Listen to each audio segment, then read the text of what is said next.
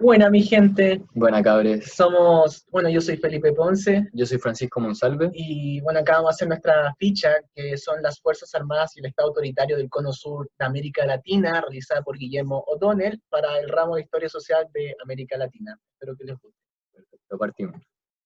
Para partir, una pequeña biografía del autor. Guillermo O'Donnell nace en 1936 en Buenos Aires, Argentina, y es un abogado, profesor y posteriormente politólogo argentino. Estudió en la Universidad de Buenos Aires y en la Universidad de Yale, donde obtuvo su doctorado en politología, y ha sido destacado por sus teorías sobre el autoritarismo y la democracia, principalmente estudiadas en el cono sur de Latinoamérica. En este texto, O'Donnell hace una gran separación entre los golpes de Estado dentro del cono sur de Latinoamérica ocurridos en los años 70 y los 70, partiendo con identificando los golpes de Estado de los 60 como con el fin de una restauración y prevención. Restauración en cuanto a un pasado glorioso, donde la economía no sufría grandes inflaciones todavía, y de prevención sobre enemigos que todavía no estaban tan latentes internamente, pero que podían aparecer. En cambio, en la década de los 70, con esto ya más avanzado, se ve una idea de cómo el aparato militar son la encarnación institucionalizada de los intereses de la nación. Entonces ellos tienen una gran misión, que es reparar a la nación de los gérmenes o las enfermedades que provienen. Todo esto proveniente de una visión organicista, que la explicaremos posteriormente. También, en la década de los 70 se ve una violación sistemática de los derechos humanos, justificada principalmente por la doctrina de seguridad nacional, que también le explicaremos posteriormente, y que bajo esta doctrina ven un enemigo común, interno, muy fuerte, y que por eso se justifica la violencia usada. Bueno, uno de los elementos centrales que tiene este texto es la concepción organicista de la sociedad que tiene el ejército al ver la coyuntura que se dio en la década de los 60 y 70. ¿En qué sentido? Resulta que el ejército, al mirar la sociedad, igual esto hace mucho sentido también con lo que hemos estado viendo últimamente, que es Durkheim, sobre la visión de la sociedad orgánica o ver la sociedad como un cuerpo, en el que este cuerpo desarrolla diferentes enfermedades, diferentes anomalías que, por así decirlo, perjudican el bienestar social. Bueno, igual nosotros tenemos claramente la noción de que el ejército no estudió sistemáticamente a Durkheim y no como lo tienen como esta imagen, pero más que nada el ejército lo entendía como una especie de idea de nación, como que la nación simboliza este cuerpo, por así decirlo, y que en esta nación existen ciertas enfermedades y que ellos, por así decirlo, son como los glóbulos blancos, son como los encargados de mantener como ese orden. Y ese orden sería más que nada como la buena vida, las buenas costumbres, que tienen relación tal vez con la religiosidad cristiana, por un lado. Por otro lado, también puede tener relación con una actitud más de las tradiciones de la familia también, entre otras cosas. Entonces, como que la visión organicista parte sobre eso. Y dependiendo de la década, en los 60 tiene como un carácter más paternalista, más como de cuidado, pero ya a los 70 como asumen como que realmente esta es una enfermedad que se ha establecido dentro de las sociedades latinoamericanas y que merece ser extirpado. De ahí su carácter transformador. Mejor dicho, esto nos puede hacer mucho sentido si vemos a la historia chilena con Pinochet, al decir, por ejemplo, que había que extirpar este cáncer marxista, asumir una parte de una enfermedad del cuerpo como algo social. Ahí tenemos el carácter organicista de la sociedad. Perfecto. Entonces, algo muy central también de todos estos golpes de Estado es la doctrina de seguridad nacional, que es la materialización principalmente de la visión organicista de las Fuerzas Armadas hacia la sociedad. La doctrina de seguridad nacional se sustenta en tres premisas principalmente. Una es que existe un enemigo poderoso e implacable y que este enemigo, la lucha contra él es de vida o muerte. Es decir, si nosotros no le ganamos, si nosotros no aniquilamos a ese enemigo, este enemigo nos aniquilará a nosotros. Y por ende está justificada la violación de los derechos humanos, incluso dentro de nuestros mismos nacionales, es decir, matar a otro chileno o otra chilena, ya que si es que nosotros no le ganamos a este enemigo interno, él nos va a ganar a nosotros. La segunda premisa, es lo que dije justo anteriormente, es que el enemigo no es exterior, no es una guerra contra otro país o contra otra alianza, etcétera, sino que es un enemigo interno, que está dentro del país, y que por eso se justifica la violación de los derechos humanos dentro de nuestro propio país. Y tercero, es que esta subversión, que es el enemigo, que es una subversión, no es simplemente una subversión de partidos políticos, sino que es una subversión cultural, que viene mucho más de base. los valores y de una subversión en contra de la Iglesia Católica, en contra de los valores cristianos, en contra de la institucionalidad operante en ese momento, y por ende esa subversión no es simplemente de síntomas o de partidos, sino que proviene de un cambio de mentalidad.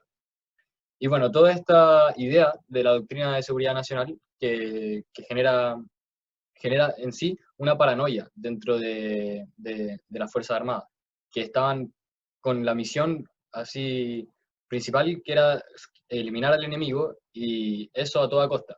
Y esto incluso se puede ver burdamente en un ejemplo, que es un mito, pero se dice que cuando llegaron libros sobre el cubismo, ese movimiento artístico, a Chile, estos fueron quemados en una plaza porque se pensaba que hacían alusión a la Revolución Cubana. Y a ese nivel de paranoia llegaba el ejército.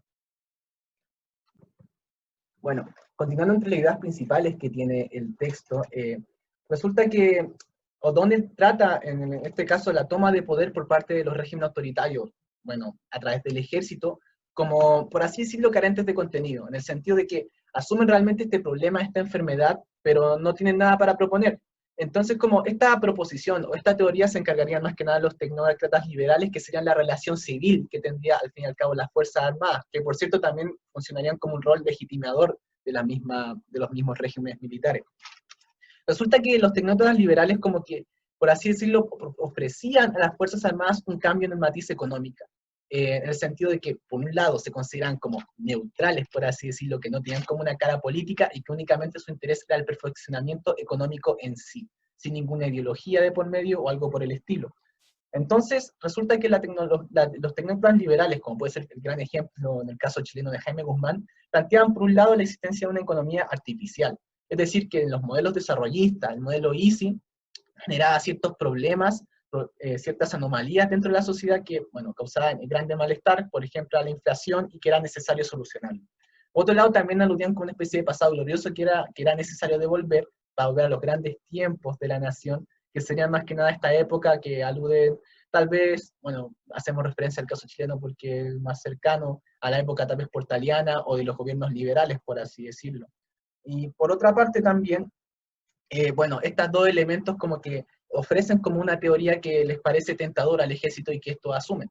Y acá resulta interesante porque tanto los tecnócratas como el ejército tienen como una especie de afinidad, una especie de orientación, objetivo común, que es ver como un problema dentro de la sociedad y que merece ser solucionado, en el sentido de que, bueno, el ejército se carga más que nada del elemento coactivo, del elemento de imponer el orden, en el cambio, y los tecnócratas se encargan más que nada de ofrecer como esta solución, como este remedio para solucionar este malestar.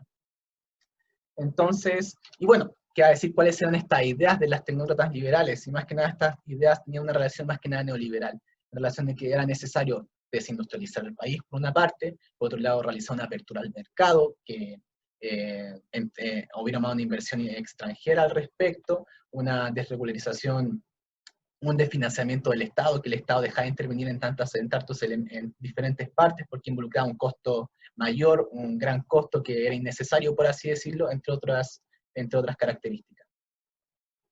Entonces, como hemos dicho anteriormente, las Fuerzas Armadas, al carecer como una especie de proposición, un proyecto político más allá de la defensa de estos valores tradicionales que hemos nombrado reiteradas veces, resulta que las Fuerzas Armadas, por así decirlo, se subordinan en el manejo económico a los tecnócratas. Y fíjense que esto trae muchos conflictos, porque como hemos visto anteriormente, las propuestas propias del neoliberalismo implican la erosión de ciertos valores que las Fuerzas Armadas defendían como principios importantísimos, como es, por ejemplo, la idea de nación. Al ver, por ejemplo, la erosión y la desindustrialización de los países, necesariamente, por ejemplo, afectaba a la industria nacional. Y eso pega muy fuerte a la idea patriótica de la nación y a esta concepción unitaria desde, bueno, como hemos dicho, de la patria de la nación. Entonces, eso por una parte.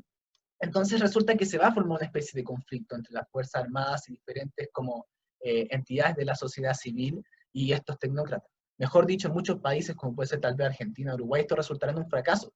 Pero es muy interesante también verlo porque las Fuerzas Armadas, teniendo estas diferencias con los tecnócratas, no se van a escindir de ellos. ¿En qué sentido?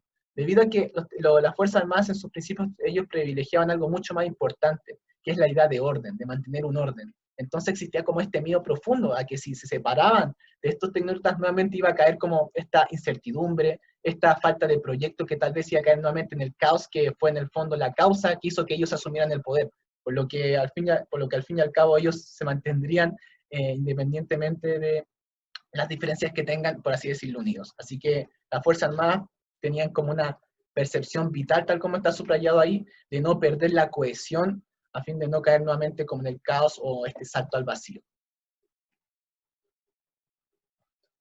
Entonces, todas las consecuencias que trajeron estos regímenes autoritarios, a las sociedades fueron diversas, pero principalmente las consecuencias fueron muy distintas a las que ellos creían hacer. Esto ocurrió porque la visión que tenían las propias Fuerzas Armadas de lo que ellos hacían era completamente distinta a lo que ocurría en la realidad. Es decir, ellos tienen una visión, como era organicista, de curar la enfermedad que ocurría dentro de nuestro organismo como sociedad y de sanar todos los males.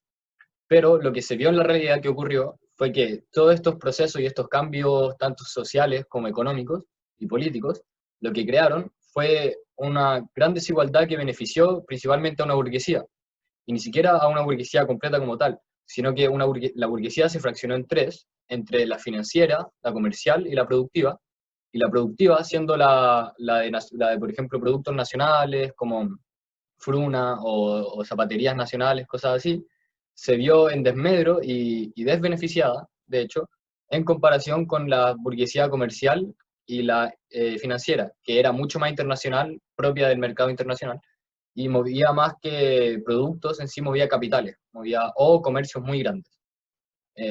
Además de estas consecuencias que se vio en el desmedro de una burguesía por las otras que tenían una fuerza adquisitiva mucho más grande, fue también el fin a un proceso de insurrección, perdón, no tanto político, sino que de masas.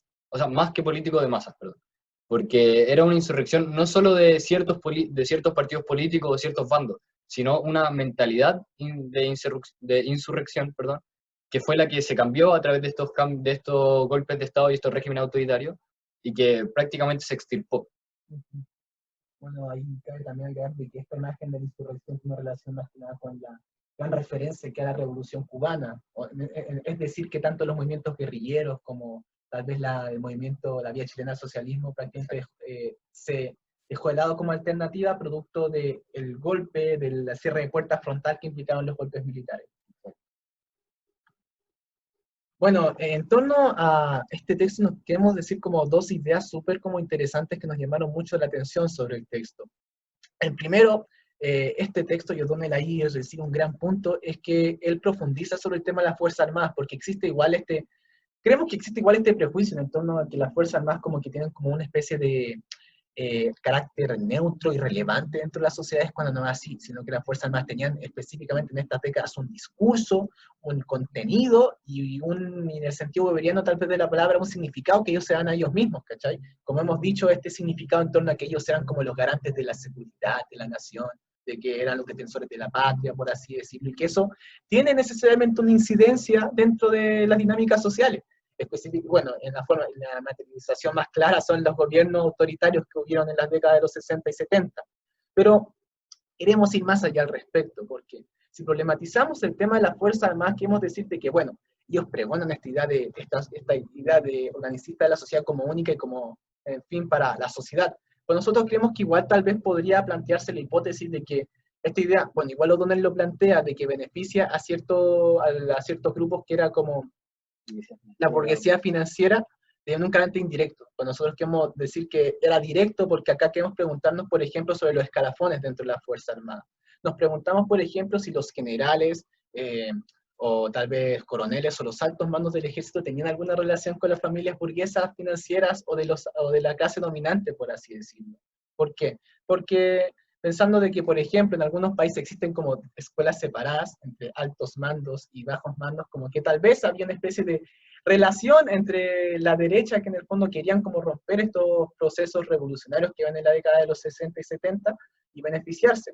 Entonces nos quedamos como con esa duda al respecto, sobre si las Fuerzas Armadas por una composición actual, incluso hasta estos años, hasta la actualidad, que tal vez sus altos mandos sigan teniendo como esta relación con o pertenecer a las clases dominantes. Con un ejemplo, podemos utilizar, por ejemplo, a Pinochet, que es como en el caso, como hemos dicho reiteradas veces, el caso chileno de que era esposa de Lucía Giliart, y Lucía Giliart pertenecía a las clases más aristocráticas de este país. La Marina también es una fuerza militar que siempre se ha relacionado con a la élite y a la oligarquía, y mejor dicho, en el caso chileno, también se supone que fueron las personas que iniciaron en un principio las preparaciones para hacer un golpe de Estado. Entonces planteamos como esa duda. Sería interesante, honestamente no hemos realizado la investigación correspondiente, pero sería interesante tal vez un futuro trabajo que intente desarrollar esa dimensión tal vez desconocida hasta ahora sobre la Fuerza Armada. Y eso pues. Bueno, como conclusión sobre este texto queremos hacer un breve resumen, que significaría que bajo una visión histórica sobre los golpes de Estado ocurridos en la década de los 60 y los 70 en el Cono Sur, existe una diferencia sustancial, que esta diferencia se basa en la visión organicista de las sociedades por parte de las Fuerzas Armadas, que se materializa en la doctrina de seguridad nacional. Esta doctrina de seguridad nacional, al ver un enemigo interno, y al aplicar esto bajo nuestra visión histórica, podemos ver que ese enemigo interno en la época de los 60, como en la época de los 70, está en los 70, la última está mucho más avanzada.